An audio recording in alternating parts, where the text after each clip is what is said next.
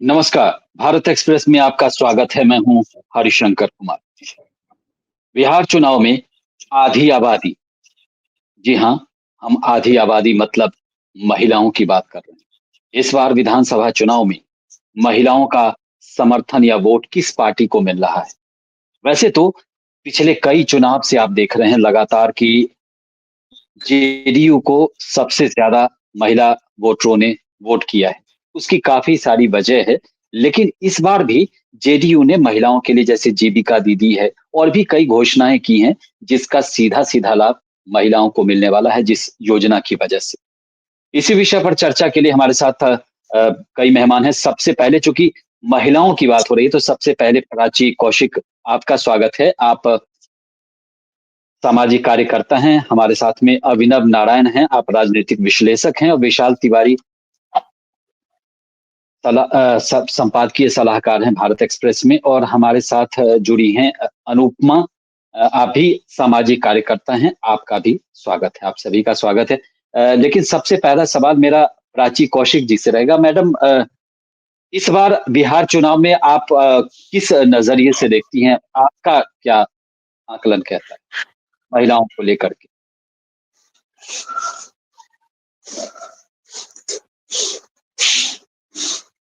You on कर मैं please your. क्षमा चाहूंगी। बिहार इलेक्शन में, पिछले इलेक्शन में महिलाएं जो हैं एक बड़ा फैक्टर साबित हुई थी और उस फैक्टर को एक्सटेंड करने के लिए कि हमारी जो महिला वोटर्स हैं वो कहीं भी ना जाए, इसके लिए सभी पार्टीज ने अलग अलग तरह के चुनावी वादे किए हैं। तो बिहार में जो महिलाएं हैं वो पहले से ही जो है इतना कुछ प्राप्त कर चुकी हैं। जैसे 1.25 करोड़ महिलाओं को 10,000 रुपए जो ट्रांसफर किए गए हैं, उनकी आजीविका को बढ़ाने के लिए एक आम महिला को इंटरेस्ट फ्री जो पैसा मिल रहा है अपने बिजनेस को बढ़ाने के लिए। और पिछले कुछ महीनों में जो बदलाव किए गए सोशल सिक्योरिटी स्कीम्स को लेकर, और जो महिला एक घर को संभालती है, बिजली, पानी, राशन, और उसके हाथ में जो पैसा आना, उससे वो बहुत खुश है। और बिहार की जो महिलाएं हैं ऐसी सरकार को ही पसंद करेंगी जो उनकी घर की जो इकोनॉमिक स्टेटस है उसमें बढ़ावा करे।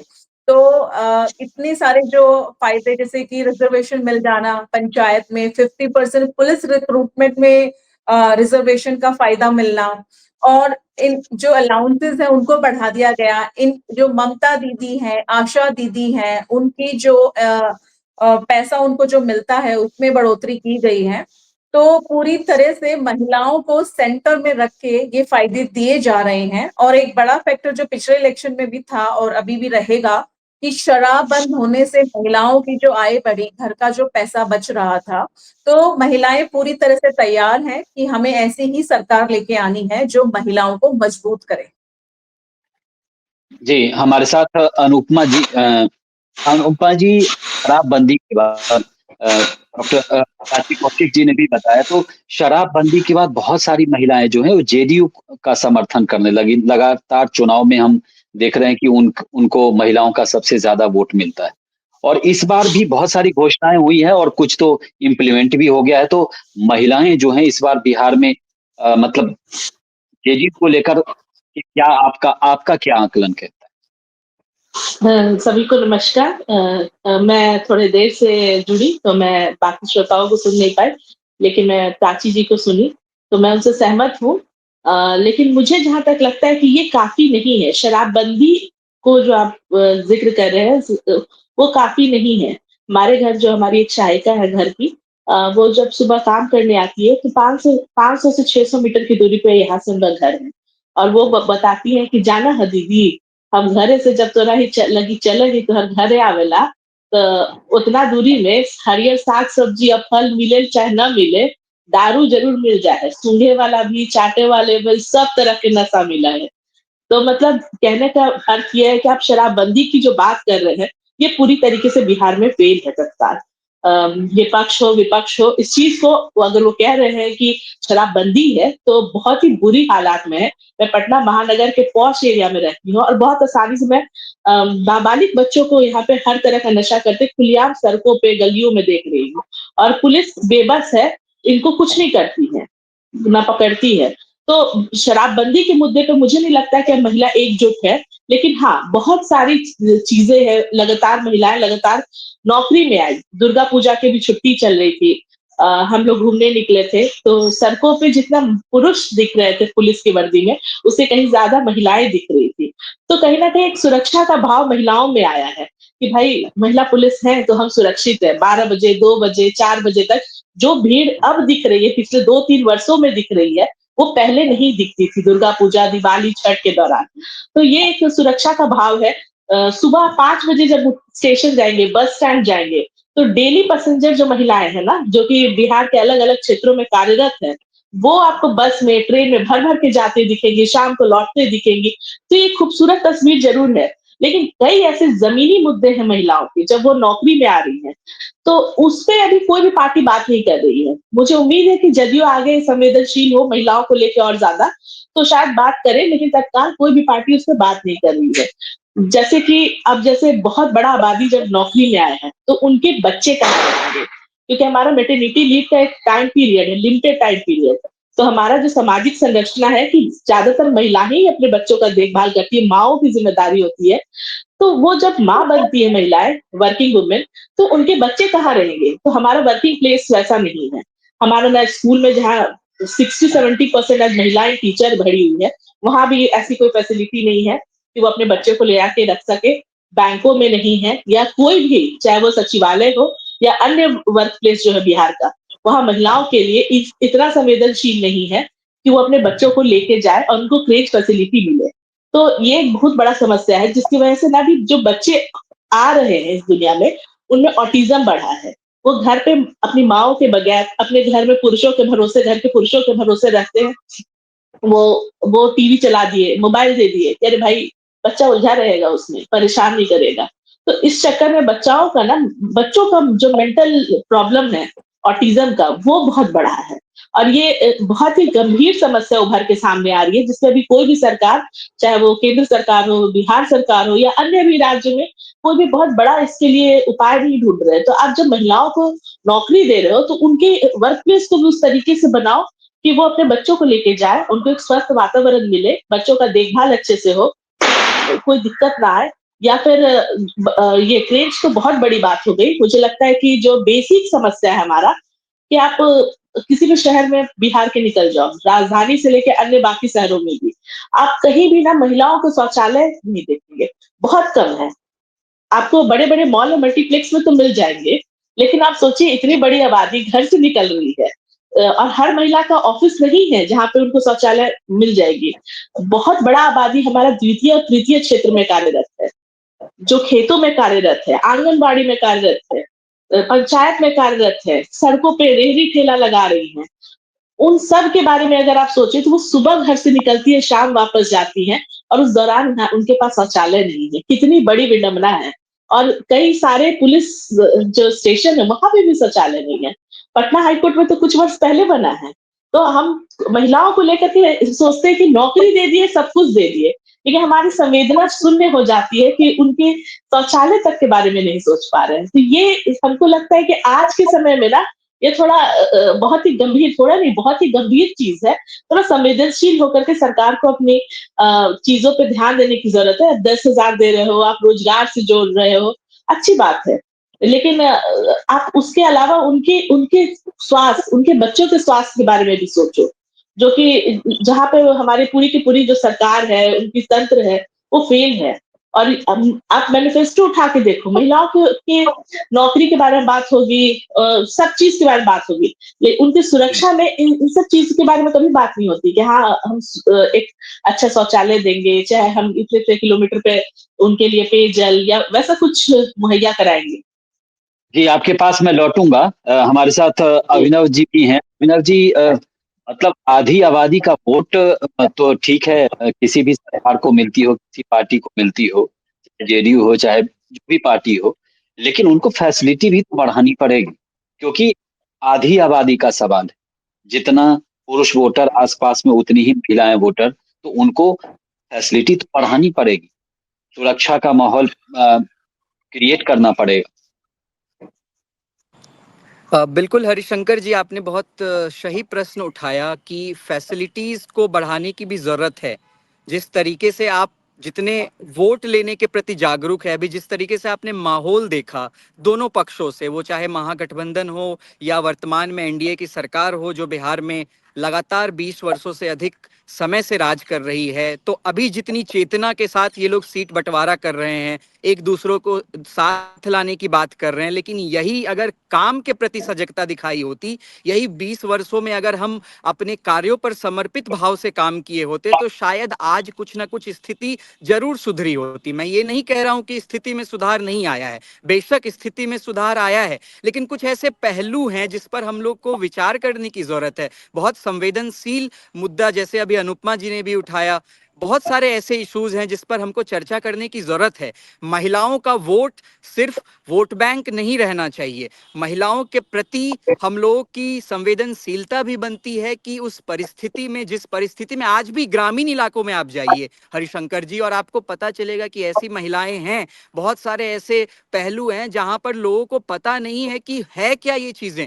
लोगों को अपने चीजों के बारे में नहीं पता है, भौतिक चीजों के बारे में नहीं पता है, कानून क्या कहता है ये नहीं पता है, शिक्षा का इतना अभाव है, घोर अभाव है। और बिहार में खास करके जिस तरीके से शिक्षा और स्वास्थ्य दो महत्वपूर्ण पहलू हैं, ये दोनों विषयों पर बिहार अभी भी बहुत पीछे है। इस पर काम करने की जरूरत है। शिक्षा में तो मुझे नहीं लगता है कि बीते 20 वर्षों में कोई स्थिति में सुधार आया, और नीचे गया है, डिटोरिएशन हुआ है हमारा बिहार। जब हम हायर एजुकेशन की बात करेंगे, उच्च शिक्षा की बात करेंगे, आप कॉलेजेस में जाकर के देखिए हरिशंकर जी, मतलब इतनी नीचे चली गई है स्थिति कि हमको बात करने में भी शर्म आती है। हम उस बिहार से हैं जहां पर एक समय में पटना यूनिवर्सिटी को ऑक्सफोर्ड ऑफ कैम्ब्रिज का दर्जा दिया जाता था, और वो पटना यूनिवर्सिटी की हालत आप देखिए कि पढ़ाई नहीं हो पा रही है। मैं सिर्फ और सिर्फ एजुकेशन सिस्टम की बात नहीं करूंगा, मैं लोगों को भी बात करूंगा। यहाँ पर लोगों को भी सजग होने की जरूरत है, पढ़ाई के प्रति सचेत होने की जरूरत है। स्वास्थ्य की स्थिति देख लीजिए, हॉस्पिटल्स के बिल्डिंग बनाने से स्वास्थ्य सेवा बेहतर नहीं हो सकते हैं। हमें उस दिशा में कदम रखना होगा। आप जाकर के बिहार से बाहर निकलिए, दिल्ली जाइए, बॉम्बे जाइए, मेडिकल इंफ्रास्ट्रक्चर इतना डेवलप हुआ है, शिक्षा व्यवस्था इतना सुदृढ़ हुआ है, लेकिन हमारा बिहार कहां जा रहा है? हम अभी भी रोड, सड़क, पानी, बिजली, ये सब जन मूल आवश्यक चीजें हैं जो कब का सुदृढ़ हो जाना चाहिए था, लेकिन आज भी हम 2025 में बैठ करके इस विषय पर बात कर रहे हैं। तो मुझे लगता है कि यह बहुत ही संवेदनशील मामला है, और सारे सरकारों को, चाहे वो बिहार में हमारी सरकार हो या बिहार से बाहर जो केंद्र में हमारी सरकार हो, इस पर ध्यान देने की जरूरत है। हमें बात करना होगा उनको कैसे सुदृढ़ किया जाए, महिलाओं को समान शिक्षा कैसे मुहैया कराया जाए, क्योंकि मुझे लगता है कि शिक्षा सबसे बड़ा हथियार है जिससे ये सारी चीजें अपने आप धरातल की ओर सुदृढ़ होती चली जाएंगी। शिक्षा का इतना अभाव है, महिलाओं को आप 10,000 दे रहे हैं, नौकरियों की पेशकश कर रहे हैं, लेकिन महिलाएं आ नहीं पा रही हैं आगे। क्या वजह है? इस पर विचार नहीं किया गया है। तो हरिशंकर जी, बहुत ऐसे विषय हैं जिस पर मुझे लगता है कि बहुत सोचने की जरूरत है, और अभी भी बहुत काम करने की जरूरत है। मुझे लगता है कि कोई भी सरकार आएगी तो उसे अभी 10 साल 15 साल इस दिशा में काम करने की जरूरत है, तब जाकर के हम बिहार को कह सकेंगे नहीं यही हमारा बिहार था, जिसको हम गर्व से एक समय में कहा करते थे कि यहाँ पर सारी चीजें उपलब्ध हैं। तो मुझे लगता है कि बहुत पहलुओं पर ध्यान देने की जरूरत है। आजीविका आप सुदृढ़ कर लिए, वहां पर आप जीविका दीदी का प्रोग्राम का आप देख लीजिए, ये सब चीजों से नहीं होगा। पेपर पे चीजें सुधर गई हैं, लेकिन धरातल पर अभी भी चीजों का क्रियान्वयन उस दिशा में नहीं हो पाया है जिस दिशा में जरूरत है। बहुत तेज अग्रेसित होने की जरूरत है। मुझे लगता है कि इन सारे विषयों पर ध्यान देने की जरूरत है, तब जाकर महिलाओं का भी विकास सही रूप में हो पाएगा। विशाल जी, आधी आबादी की बात हम करते हैं, महिलाओं की बात करते हैं, तो वोट बैंक तक ही हम क्यों सोचते हैं? इतने साल हो गए। वाकई में अभिनव जी ने बहुत सही सही कहा कि मतलब इतने साल हो गए, आजादी के इतने बरस बीत गए, बिहार का के डिवीजन, बंगाल जो बिहार से बटा उसको भी बहुत साल हो गए, लेकिन इतने सालों बाद हम इस पर चर्चा कर रहे हैं कि जिनको बराबरी साथ मिल करके चलना चाहिए, बराबरी का दर्जा है कि पुरुष के कदम में कदम मिला करके चलेंगी, तब तक बिहार पिछड़ा राज्य ही रहेगा। जब तक महिलाएं आगे नहीं आएंगी, उनको हम सुविधाएं नहीं देंगे, उनको वर्क प्लेस पर अच्छा माहौल नहीं देंगे। नहीं, जैसे कि अभिनव जी ने कहा कि सारी चीज़ें जो है ना वो शिक्षा के माध्यम से ही गुज़र कर जाती हैं। तो तमाम बात है सशक्तिकरण की और लेकिन अच्छी बात ये है कि पिछले कुछ समय में अगर आप देखें तो एक पिछले 10-15 सालों में खासकर वर्तमान सरकार ने जो इनिशिएटिव लिए, तो चीज़ें पहले से काफ़ी बेहतर हुई हैं। कई उदाहरण हैं, मतलब इसमें कहा जाए कि बहुत कुछ चीज़ें हुई हैं और अभी बहुत कुछ चीज़ें होनी बाकी हैं। अगर जेंडर सेंसिटिविटी और जैसे कुछ बहुत मूलभूत मुद्दे जो है अनुपमा जी ने भी रखे हैं कि हम महिलाएँ तो काम करने के लिए जा रही हैं, लेकिन जो हमारा जो एक फैमिली स्ट्रक्चर है, जो उसमें महिलाओं की जो भूमिका है, खासकर बच्चों को पालने की बात है, तो उसको भी हमें देखने की ज़रूरत है। वर्क प्लेस पर जो सुविधाएँ उनको मिलनी चाहिए, है ना? तभी वो महिलाएँ बड़े कॉन्फिडेंट होकर एक मतलब चूँकि एक माँ का जुड़ाव अपने बच्चे के साथ एक उसको हम किस प्रकार से उसका बड़ा एक मतलब बहुत मजबूत जुड़ाव होता है, उसको आसानी से नहीं होता। ये बड़ा अच्छा लगता है कि महिलाएँ भी काम करें, लेकिन उनके साथ एक मतलब उसको हम कहते हैं कि एक पुरुष की भी ज़िम्मेदारी होती है, लेकिन एक प्राकृतिक रूप से जो माँ की ज़िम्मेदारी जो है, वो पुरुष नहीं रिप्लेस कर सकता है। तो हमें इस प्रकार से चीज़ों को डिज़ाइन करने की ज़रूरत है और उनकी जो महिलाएँ की ज़रूरतें वो वर्क प्लेस पे हो। अभी अनुपमा जी से मेरी निजी जो बातचीत पूरा हो रही तभी भी है कि भाई फीमेल टॉयलेट्स की अगर हम बात करें, है ना? आज भी जो तमाम तो एक होता है ना कि समाज किस पायदान पर है, कहाँ पर खड़ा है, ये बहुत छोटी-छोटी सी चीज़ें जो हैं वो दिखाती हैं कि समाज कहाँ पर है और क्या सोच रहा है, खासकर महिलाओं क्योंकि बिहार में एक बहुत बड़ा फैक्टर जो है पिछले कुछ समय में अगर कहा जाए ये जो अभी 10,000 देने की जो बात है, तो इस प्रकार से कई इनिशिएटिव उन्होंने गेम चेंजर एक वो तो खैर एक राजनीतिक नज़रिए से ये देखा जा रहा है। लेकिन अगर साइकिल योजना और तमाम चीज़ें इनिशिएटिव लेकिन मैं मतलब मूल चीज़ ये है कि बहुत चीज़ें हुई हैं और ये बहुत चीज़ें होनी चाहिए। जी। अ, प्राची, कौशिक मैडम, एक चीज़ बताएँ कि ये जो जीविका दीदी है, चाहे साइकिल की महिलाओं को स्कूल तक पहुँचने के लिए, और बिहार में अभी भी कई ऐसे स्कूल हैं जहाँ पर 1 किलोमीटर 2 किलोमीटर तक महिलाओं को पैदल जाना पड़ता है। तो साइकिल वितरण हो गया, चाहे आशा दीदी है, ममता दीदी आपने बताया, बहुत सारे योजनाएँ हैं।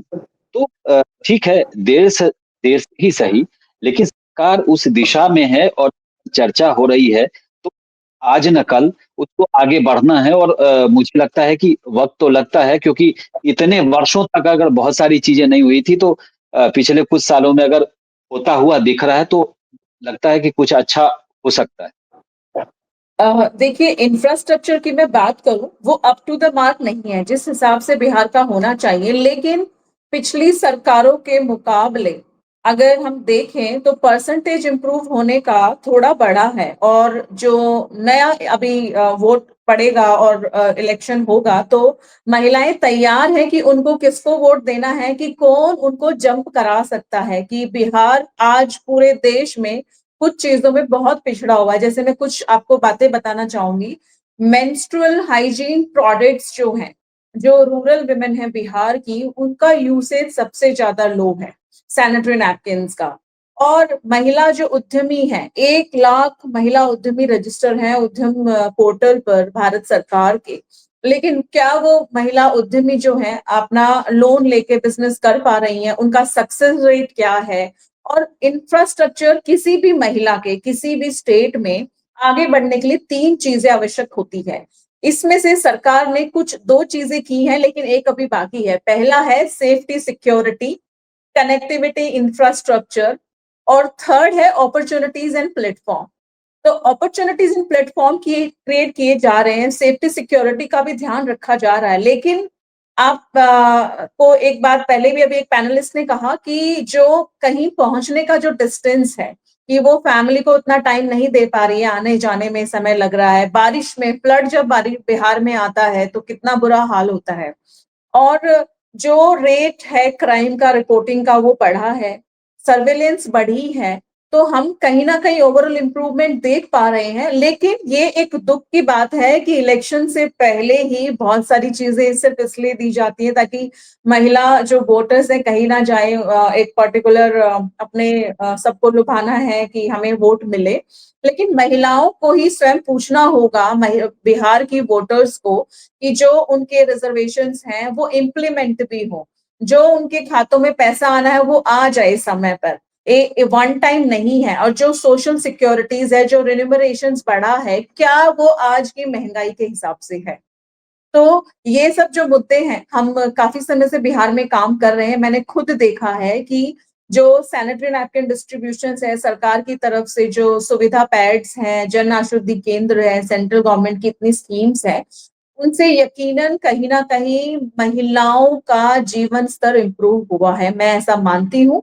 लेकिन स्टेट गवर्नमेंट जो बिहार की महिलाओं को मिलना चाहिए, उनको मिलना चाहिए सरकार से, उसमें कहीं न कहीं इंफ्रास्ट्रक्चर अभी भी उस तरह का नहीं है, जैसा हम विकसित भारत 2047 के लिए चाह रहे हैं। उसमें बहुत कमी। जी, हमारे साथ अनुपमा जी। अनुपमा जी, मतलब आप तो पटना में हैं और पटना में आपका हर जगह जाना भी होता है। आप मतदाताओं से भी मिलती होंगी ज़रूर, महिला महिला मतदाताओं से। तो महिला मतलब मतदाता हैं, हर वर्ग में आपकी कहीं न कहीं बातचीत होती है, जैसा आपने पहले बताया भी। तो वहाँ महिलाएँ और मतलब बेसिक बुनियादी चीज़ें, इंफ्रास्ट्रक्चर तो आपने बताया, और क्या परेशानी और तो वो क्या मूड बना रही है इस मतदान में? आप ऑडियो ऑन करिए, अपने मोबाइल का ऑन कर लीजिए प्लीज़। जी, क्या आप मुझे सुन पा रहे हैं? जी, जी। बिहार में जो महिलाएँ हैं उसको हम 2 वर्ग में रख के देख सकते हैं। एक, जिन्हें बेसिक चीज़ों के लिए ज़्यादा फाइट नहीं करनी पड़ती है, और दूसरा जिसको 10,000 मिल जा रहे हैं तो वो बहुत खुश हो जा रही है। तो हम जब पहला वर्ग के को देखते हैं तो उनका तो अपना एक हर चीज़ को लेके अपना विज़न क्लियर होता है, अपने स्टैंड क्लियर होता है। लेकिन जो दूसरा वर्ग है, वो उसको बहुत प्रभावित करता है सरकार की छोटी-छोटी योजनाएँ, छोटे-छोटे स्टैंड जो महिलाओं के लिए लिए जा रहे हैं, वो चुनाव को देख के लिए जा रहे हो या उनके हक के लिए फर्दर फ्यूचर के लिए भी लिए जा रहे हो।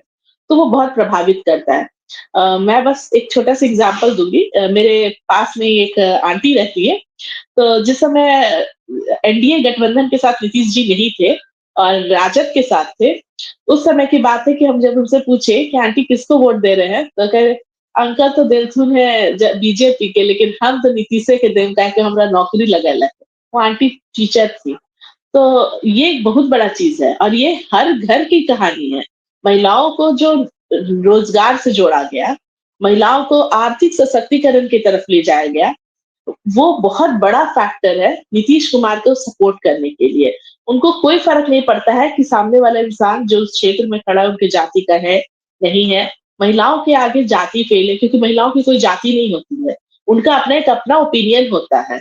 तो मुझे लगता है कि अभी भी नीतीश जी ने जितना किया है बिहार के लिए, 1912 से लेके अभी तक, चाहे वो ब्रिटिश गवर्नमेंट रही हो या इंडिया इंडिपेंडेंट के बाद इतनी सारी गवर्नमेंट आई गई, कभी किसी ने बिहार की महिलाओं के लिए इतना नहीं सोचा। आज मिशनरी स्कूल से टीचर्स अपना नौकरी छोड़ के बीपीएससी के थ्रू ट्री 1, ट्री 2 के थ्रू टीचर में जा रही हैं। ये मेरे कई सारे जानने वाले लोगों ने बताया है कि अभी बड़े-बड़े मिशनरी स्कूल्स में टीचर्स की कमी हो गई, कॉर्पोरेट स्कूल्स में टीचर्स की कमी हो गई बिहार के। तो ये आप सोचिए कि वो सारे लोग जो कितने दिन से बीएड करके टीचर्स ट्रेनिंग करके बैठे पड़े थे, उन सबको रोजगार मिला। और ये बहुत ही सुखद चीज़ है। और आप निश्चिंत होकर के रहिए कि बिहार में कोई किसी को भी वोट दे, लेकिन महिलाएँ हर जाति वर्ग की नीतीश कुमार के पीछे ही जाने वाली हैं वोट देने। चाहे जो जी, संवेदनशीलता की बात है, चैलेंजेस की बात है, तो ये जब हम लोग सामाजिक रूप से सक्रिय हैं, हम लोग हर चीज़, हर पहलू को देख पा रहे हैं और हमें लगता है कि ये हमारा हक है, हमारा अधिकार है, हमें मिलना चाहिए। क्लीन फैसिलिटी, टॉयलेट है, लेकिन वो महिलाएँ ये नहीं समझ पा रही हैं। उन्हें लग रहा है कि भाई हमें रोज़गार ही मिल गया ना, हम ब्लेस्ड हैं। हम मतलब हमसे बड़ा अच्छा भाग्य वाला नहीं हो सकता कि हमें रोज़गार मिला। हम बिहार की महिलाएँ इतने पिछड़े थे कि उन्हें रोजगार मिल जा रहा है, आरक्षण मिल गया है, वो मुखिया पति की जगह खुद मतलब खुद मुखिया बन के आ रही हैं, तो मतलब उनके लिए यही बहुत बड़ा बात है। उनके उनके घर के रिश्तेदार उनको मंच दे रहे हैं, उनको अब पंचायत तक ले जा रहे हैं, उनके लिए यही बड़ी बात है। तो वो महिलाएँ वो नीतीश कुमार के खिलाफ जा ही नहीं सकती है, वो हमेशा बहुत सालों से नीतीश के साथ थी, आगे भी रहेंगी ऐसा दिख रहा है और बाकी तो चुनाव में स्पष्ट होगी स्थिति। अब अभिनव जी, आपने बहुत लंबा इन चीजों पर समय दिया है और मतलब बिहार से आप, मुझे लगता है कि हैं भी बिहार से ही आप। एक चीज बिहार में बहुत अच्छी चीज जो मुझे देखने को मिली, हालांकि बहुत बहुत सारी चीजें बदलती रहती हैं, लेकिन एक सेम पैटर्न जो है हमने ओडिशा में देखा कि वहां पर महिलाओं को ऐसे ही समूह में जोड़ा जाता है, उसके बाद उनको फंडिंग किया जाता है। आज के दिवस में वहां की महिलाएं, बहुत सारे गांवों में हम गए चुनाव के दौरान, पिछले चुनाव के दौरान ओडिशा में हमारा जाना हुआ, तो महिलाएं वहां पर इसलिए खुश हैं कि उनको रोजगार मिल गया, क्योंकि पति अगर 20,000 कमा रहा है तो महिलाएं भी 15,000 कमा रही हैं। और सेम चीज बिहार में हो रहा है, जिस पर अनुपमा जी भी कह रही थी। तो ये मतलब महिलाओं को सशक्त करने का, मजबूत करने का बहुत ही अच्छा मतलब आधार है, और इसमें माइक्रो फाइनेंस कंपनियां भी बहुत सारी वहां पर एक्टिव हैं, काम कर रही हैं। नहीं नहीं, बिल्कुल ये सही बात है। उड़ीसा, और जब आप उड़ीसा और बिहार को देखेंगे तो कहीं ना कहीं भौगोलिक संरचना भी आप देखेंगे तो समानताएं दिखती हैं दोनों प्रदेशों में। आप बिहार भी एक समय पर उसी राज्य में अग्रेसित था जिसमें उड़ीसा था।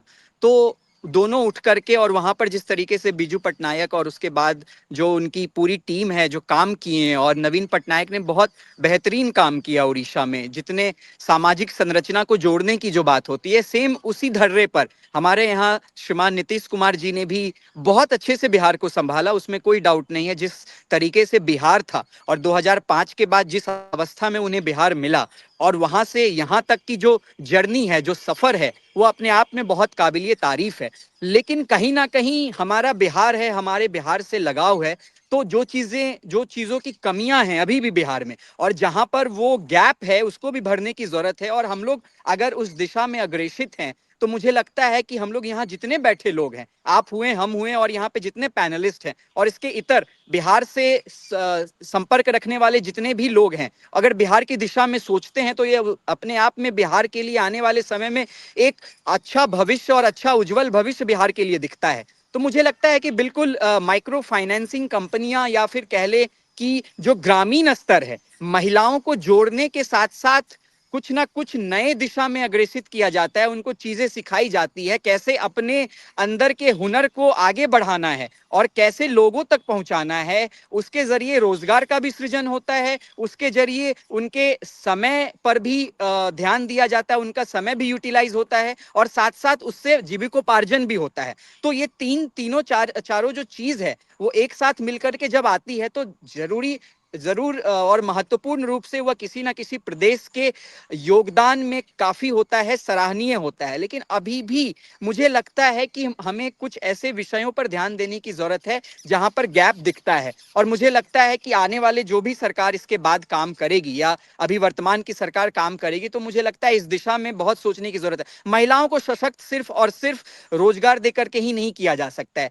उनको उस लेवल तक पहुंचाना हमारा कर्तव्य है। और इसमें मैं आपको स्पष्ट रूप से हरिशंकर जी कह देता हूं, कोई भी सरकार पूर्ण रूप से किसी भी चीज को ठीक नहीं कर सकती है। उसमें हमारा और आपका योगदान, सामाजिक रूप से जो वहां बैठे लोग हैं उनका भी योगदान उतना ही महत्वपूर्ण हो जाता है, क्योंकि हम योजनाएं तो बना सकते हैं, योजनाओं का सफल संचालन तो कर सकते हैं, लेकिन धरातल पर उस योजना का जो सफल संचालन है वो व्यक्ति करता है, हमारे आपके जैसे लोग करते हैं। तो हमें भी उस सचेत रूप से आगे बढ़ने की जरूरत है और कदम से कदम बढ़ाकर काम करने की जरूरत है। तभी मुझे लगता है कि महिलाओं का सर्वांगीण विकास संभव है, और रोजगार के साथ साथ उनको हमें कॉन्फिडेंस बिल्ड करने की जरूरत है, उनको हमको आगे लाने की जरूरत है। अब जैसे अनुपमा जी ने भी बात करी कि मुखिया के चुनाव में आरक्षण की भी बात हुई, महिलाएं चुनकर आ जाती हैं, लेकिन अभी भी चीजें स्पष्ट ठीक हुई हैं, लेकिन अभी भी जो वो पुरुष प्रधानता है वह कहीं ना कहीं हावी है।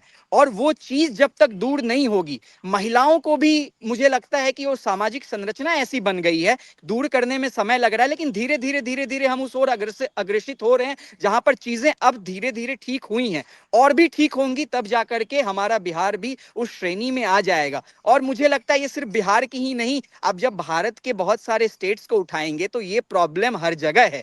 तो बिहार से जब शुरुआत होगी तभी आगे बढ़ करके हम सभी प्रदेशों में भी इसकी हिमाकत कर सकते हैं और चीजें ठीक होंगी। जी विशाल जी, मतलब बिहार सरकार, सभी लोग इस बात से सहमत हैं कि बिहार सरकार कर तो रही है, महिलाओं के लिए आगे आ रही है, बहुत सारी चीजें अभी करना बाकी है। लेकिन आपको क्या लगता है, जो दिल्ली में भी जो लोग रहते हैं, यहाँ दिल्ली में भी एक मैं अपना अनुभव बताता हूँ कि उनके पति मल्टीनेशनल कंपनी में हैं, लेकिन वो ये कहते हैं कि जब तक मेरी वाइफ जॉब नहीं लग जाती उसकी, तब तक मैं कंफर्ट नहीं रहूंगा, क्योंकि एक आदमी के कमाने से कुछ नहीं होगा। तो ये तो अपर सोसाइटी में भी है, तो सोसाइटी में तो कमोबेश वैसा ही रहता है।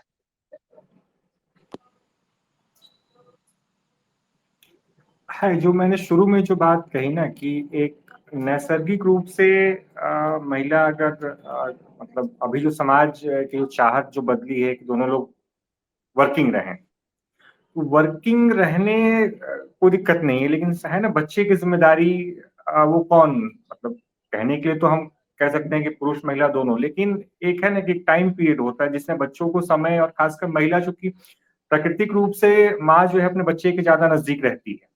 अभी भी हमारे समाज में हमारी कुछ बड़ी कंपनियों को छोड़ दिया जाए तो वहां पर जो क्रेच कल्चर या जो क्रेच होना चाहिए है ना, वहाँ पे बच्चों को कैसे वो हम करें, क्योंकि बड़ा आदर्श लगता है कि वो भी काम कर लेंगे। सुपर वुमेन का जो कॉन्सेप्ट मतलब जो है, तो वो अभी भी कई चीजें जिसमें कि आपको मतलब उस हिसाब से एक वर्किंग कल्चर बैलेंस करने की जरूरत है। जो सुविधाएं जो महिलाओं को, और भी कई छुट्टियां जो मैटरनिटी लीव है, और भी कई जो स्वास्थ्य संबंधी उनकी जो समस्याएं रहती हैं, वो कितना फ्लेक्सिबल हैं, तब जाकर आप जो है को मतलब दोनों लोग काम करें, है ना, फिर उस पर आप बात कर सकते हैं।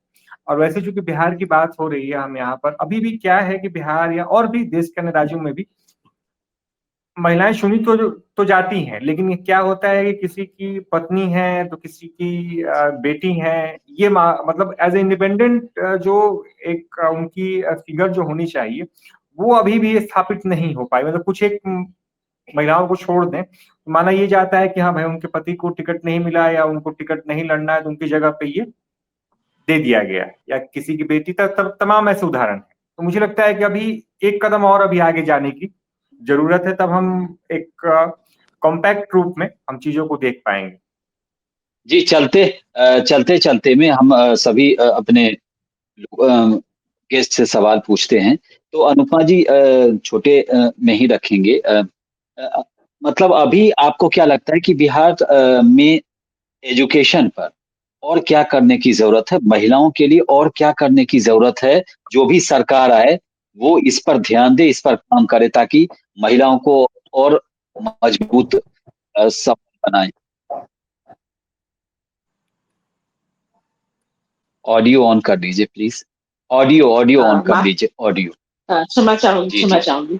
मुझे लगता है कि प्राथमिक विद्यालय से, प्राथमिक स्तर की शिक्षा से में ही लैंगिक संवेदनशीलता से जुड़ी कोर्स को इम्प्लीमेंट करना चाहिए। जैसे हम बच्चों को हिंदी, अंग्रेजी, गणित पढ़ाते हैं, तो मुझे लगता है प्राथमिक विद्यालय में, चाहे वो लड़का हो या लड़की या थर्ड जेंडर, सबको लैंगिक संवेदनशीलता से जुड़ी जो कोर्स है ना, जेंडर स्टडीज की, वो जरूर लागू करनी चाहिए कि हमारा जो आने वाला बिहार है वो इतना संवेदनशील हो कि हमारे अधिकारी जो चुन के जाए, हमारे जो बच्चे भविष्य में नेता बने, अधिकारी बने या किसी भी क्षेत्र में हो, वो अपने साथी जो है, महिलाएं जो है साथ में काम करने वाली, या फिर घर पे जो उनकी साथी हैं, उनकी बहन है, उनकी पत्नी है, बेटी है, उनके प्रति वो संवेदनशील हो। ये जो संवेदनशीलता है ना, वो तभी आएगी जब हम शुरू से उनके व्यवहार में, उनके सोच में डाल देंगे, और ये शिक्षा से जब जुड़ेगा तभी आएगा। अभी बहुत सारे हमारे बिहार सरकार के ऑफिस हैं, जैसे पुलिस डिपार्टमेंट है, अक्सर वहां पे जेंडर सेंसिटिविटी का कोर्स होता है, कभी किसी किसी को 3 दिन का कार्यशाला रखा जाता है, कभी 1 सप्ते का, 1 हफ्ता का, कभी 1 दिन का। तो वो सर्टिफिकेट ले लेते हैं क्योंकि उनको ऑफिस की तरफ से रहता है कि आपको जाना है। लेकिन एक जो कंक्रीट बन गया हमारी सोच का, उसके बाद अचानक से आप किसी को लैंगिक संवेदनशीलता का पाठ पढ़ाएँगे ना, तो वो सोच बहुत जल्दी नहीं बदलेगी। लेकिन जब आप बचपन से डालेंगे, स्कूल से एजुकेशन से डालेंगे, तो हमारा एक विचार बदलेगा, हमारा रीज़न क्लियर होगा कि नहीं भाई, हमें महिलाओं के साथ ऐसे ट्रीट करना है, ऐसे नहीं। मुझे लगता है कि हमारे राजनेताओं के साथ भी यही दिक्कत है। हमारा जो योजना बना रहे हैं अधिकारी, उनके साथ भी ये दिक्कत है कि वो इतने संवेदनशील नहीं है कि वो समझ नहीं पा रहे हैं कि सिर्फ हम पैसा कमा लेंगे तो हम बहुत ही मजबूत हो जा रहे हैं, समाज को मजबूत कर दे रहे हैं, ऐसा कुछ नहीं हो रहा है। एक हद तक हो रहा है। हमारा जो सशक्तिकरण है, वो तभी संभव है जब पुरुष और महिला दोनों संवेदनशील हो। और ऐसा नहीं कि सिर्फ पुरुष को संवेदनशील होने की ज़रूरत है, महिलाओं को भी होने की ज़रूरत है। जैसे अब बहुएँ जा रही है काम करने और घर पे जो लोग पहले से हैं, जो काम नहीं कर रहे हैं, तो वो उनका काम घर के काम में हाथ बटा सकते हैं। लेकिन लोगों को ऐसा नहीं होता। ज़्यादातर लोग सोचते हैं कि अरे! पैसा कमा के आ रही है, मौज-मस्ती करके आ रही है, बाहर से आ रही है, वो हम क्यों उसे मदद करें? तो हमें लगता है कि संवेदनशीलता, लैंगिक संवेदनशीलता विद्यालय के पढ़ाई से ही जोड़ देनी चाहिए। बाकी बाकी सारी चीज़ों में मुझे लगता है कि बिहार अच्छा कर रहा है और आगे भी अच्छा होगा। जी भारती जी, बिहार में अभी भी मतलब बहुत सारी चीज़ें चल रही हैं। अभी महिलाओं के लिए और क्या-क्या किया जाना चाहिए? जो नई सरकार आएगी, जो भी चुन के सरकार आएगी, तो उनके लिए क्या-क्या चुनौतियाँ होंगी इस सेक्टर में? देखिए, नई सरकार को और बिहार के वोटर्स को मैं ये कहना चाहूँगी, आप सोचिए बिहारी बिहार से बाहर क्यों जा रहे हैं? ऐसे कौन से फैक्टर्स हैं एम्प्लॉयमेंट के लिए, हेल्थ के लिए, एजुकेशन के लिए? तो इन सब पर ही हमें काम करना होगा, लेकिन हमें महिलाओं को अग्रणी रखना होगा। इन सारे प्रोसेस में विमेन का इन्वॉल्वमेंट पंचायत के थ्रू, ब्यूरोक्रेसी में हर जगह हमें महिलाओं का इम्प्रूवमेंट चाहिए। लेकिन महिलाएँ कैसे आगे आएँगी? जब वो सेफ, सिक्योर फील करेंगी, अच्छा इंफ्रास्ट्रक्चर उनको मिलेगा। तो मैं कहना चाहूँगी कि अगर आप चाहते हैं बिहार की महिलाएँ जो है इतना विकास करें कि उनकी जो बिज़नेस है, उनकी जो नॉलेज है, एंटरप्राइज़ है, वो ग्लोबली रिकॉग्नाइज़ किए जाएँ, तो बिहार की महिलाओं को अच्छा इंफ्रास्ट्रक्चर चाहिए, सेफ्टी सिक्योरिटी चाहिए। तो मैं आने वाली सरकारों को, वोटर्स को कहूँगी इसको रख के ही दिमाग में वोट डालिए कि कौन आपको अच्छा इंफ्रास्ट्रक्चर दे सकता है। जी अभिनव जी, आर्यभट्ट की धरती, चाणक्य की धरती और जहाँ नालंदा विश्वविद्यालय, जो तब एक समय में कहा जाता है दुनिया से उससे बेहतरीन विद्यालय कहीं भी नहीं, किसी भी कंट्री के पास नहीं। तो वहाँ पर एजुकेशन की बात हो रही है और आप कहते हैं, और एजुकेशन वहाँ पर उसमें इतना ज़्यादा इम्प्रूवमेंट की ज़रूरत है, वहाँ इतने वर्षों से कुछ बहुत सारी चीज़ें अभी है, कमी है, तभी तो बच्चे वहाँ से दिल्ली आते हैं, चाहे बॉम्बे कहीं किसी और शहर में जाते हैं। बिल्कुल, शिक्षा के स्तर पे तो बहुत बड़े सुधार और व्यापक सुधार की आवश्यकता है बिहार में। अब जैसे चाणक्य की भूमि रही है, यहाँ पर एक से एक विश्वविद्यालय, सबसे प्राचीनतम विश्वविद्यालय कह लीजिए, जो हमारा नालंदा विश्वविद्यालय था। एक समय में गिनती की जाती थी, बिहार का नाम देश ही नहीं विदेशों में भी होता था, और वो बिहार आज एक अच्छे विश्वविद्यालय के लिए तरस रहा है। तो इस पर व्यापक चिंतन के साथ-साथ इसमें बहुत बड़े सुधार की आवश्यकता है, निचले स्तर से सुधार की आवश्यकता है। आप प्राइमरी एजुकेशन को सुदृढ़ करें, उसके बाद सेकेंडरी एजुकेशन और हायर सेकेंडरी को भी बहुत सुदृढ़ करने की आवश्यकता है। जिस तरीके से कॉलेजेस को देख लीजिए, मतलब मुझे बहुत दुख होता है जब मैं बिहार जाता हूँ और बिहार के कॉलेज, मतलब शिक्षा के लेवल पे तो मैं बहुत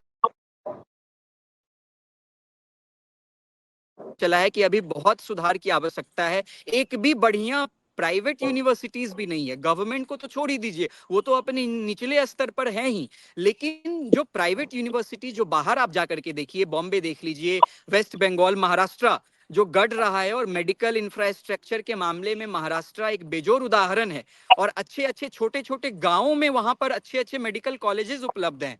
तो अभी बिहार को शिक्षा के लेवल पे बहुत सुधार करने की जरूरत है। आप सिर्फ और सिर्फ डिग्री लेकर के आगे नहीं बढ़ सकते हैं। आपके पास टेक्निकल नॉलेज होनी चाहिए। आपके पास मेडिकल, जिस फील्ड में जा रहे हैं, मेडिकल में शोध की आवश्यकता होती है। आप पीएचडी करते हैं तो बिहार में मुझे नहीं लगता है कि 10% लोग भी ढंग से पीएचडी थीसिस सबमिट कर पाते हैं, शोध कर पाते हैं। एक नाम मात्र की पीएचडी हो जाती है। तो बहुत व्यापक स्तर पर सुधार की आवश्यकता है हमारे बिहार में, और हमारे और आपके जैसे लोगों का कंट्रीब्यूशन उसमें अति महत्वपूर्ण हो जाता है।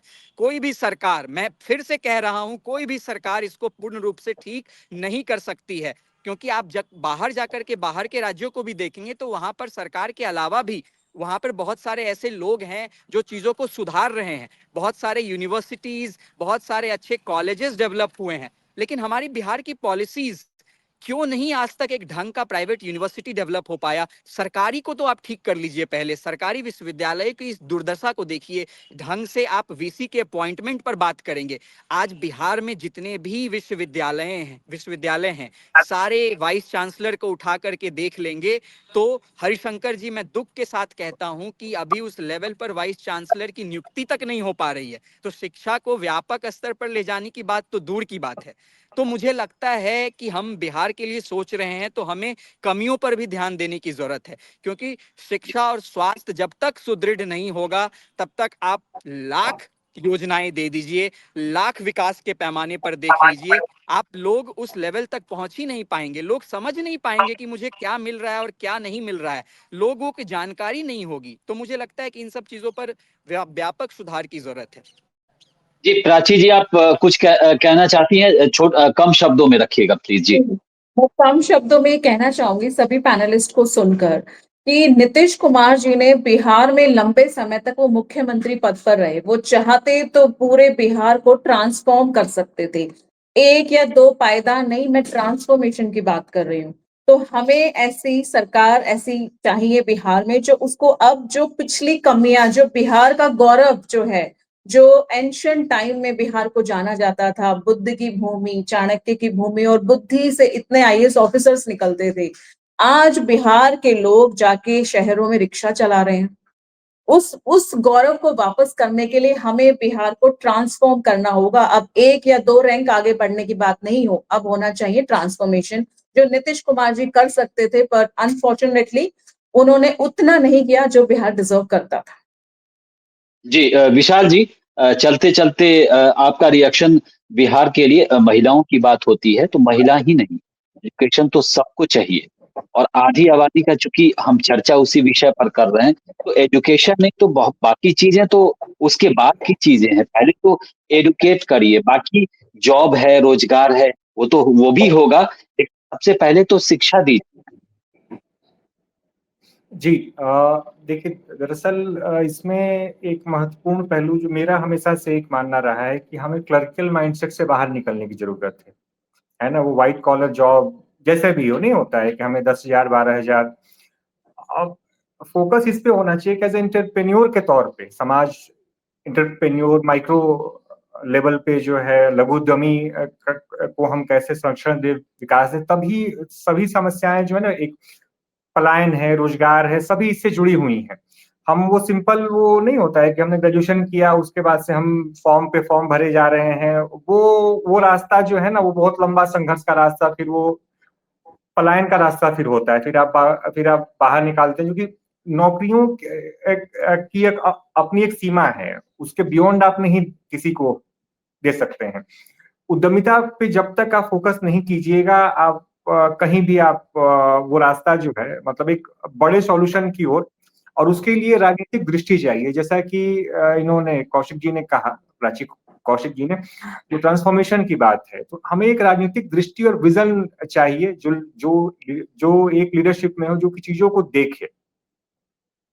जी, जी, जी। विशाल जी, अनुपमा जी, प्राची, कौशिक जी और अभिनव नारायण जी, आप सभी का धन्यवाद हमारे साथ जुड़ने के लिए। फिलहाल चुनावी चर्चा में हम हर दिन किसी न किसी विशेष मेहमान से बातचीत करते हैं। ये चर्चा आगे भी हम करेंगे, विषय कुछ अलग होगा, लेकिन बिहार चुनाव से जुड़ी तमाम अपडेट्स के लिए देखते रहिए भारत एक्सप्रेस डिजिटल। फिलहाल इतना ही, नमस्कार।